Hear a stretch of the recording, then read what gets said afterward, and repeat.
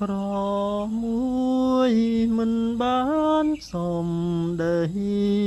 ពាក្យទុនតែញនៃឲ្យញាតចូលចិត្តក្រមួយមិនចេះរៀងគិតឃើញញាតឆ្ងាយចិត្តហៅឡើងឆៃស្លាទោះមានមិនមានក្តីណា